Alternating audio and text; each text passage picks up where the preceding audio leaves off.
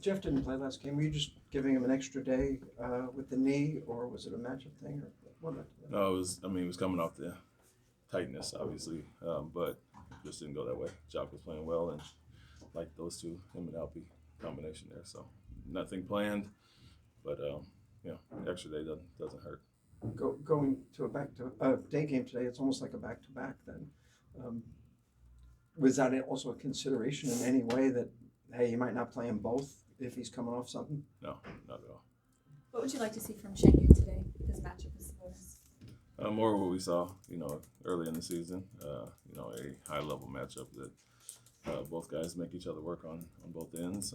How much they both impact the game. I think he really did a good job taking that challenge early in the season, and so But with him in general, and his growth this year, it's every night is something different as far as matchups, and there are a ton of bigs that impact the game, and I think he's done a good job taking on those challenges for the most part this year.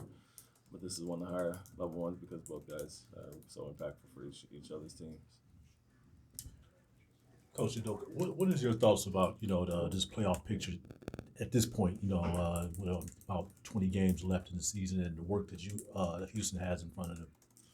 Yeah, I mean we've talked about it, but we've always also focused on continuing to play well regardless, and standings or whatever will take care of themselves, and we just want to be more consistent and play to a certain standard. That's what we really discuss more than anything. Understanding the importance of every game and kind of where the seedings land, but we've had our chances at times, and let some games slip that would have obviously had us in a different position. So now we're looking for consistency, and I think we played better lately.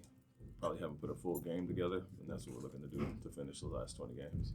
And you haven't seen the Kings since I believe early part of November. Yeah. What do you got your team focused on them now, because things has changed drastically since that time? Yeah, I mean the main thing that stands out is they didn't have Fox in both games, and so that impacts the way they play. They're still going to play fast paced and do what they do, but obviously he's ahead of the snake as far as them and impacting them pretty much on the offensive end. And so it was a different team that we played, but our message is continue to do the same thing. We played Denver, we played some other teams without guys, without Murray, without whatever, and then played them when they were full and had a good game, had a good impact. So we understand it's going to be a different story as far as who's on the court, but like I said, we want to have carryover from starting from the Phoenix series, really, and the Clipper game of consistent basketball, regardless of who's on their roster tonight.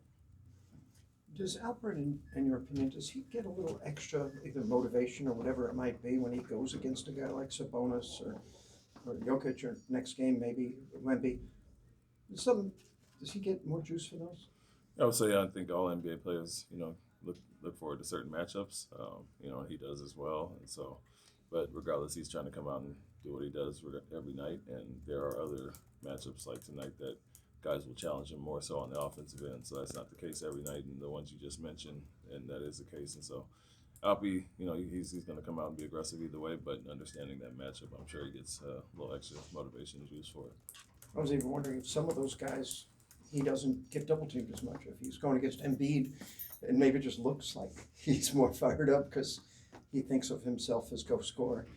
Is that what we're seeing? Yeah, too? I think that's the case with certain matchups for sure. They are going to let guys guard more one-on-one, and so his numbers may look different. But look at the Portland game or Phoenix game when they come after him all the time. I think he impacts the game as well that way and initiates offense and gets everybody else shots. So the numbers could change as far as scoring because they are guarding one-on-one, but his impact is the same regardless of how they go after him or not. Thanks, Coach. Thank you. Thanks, Coach.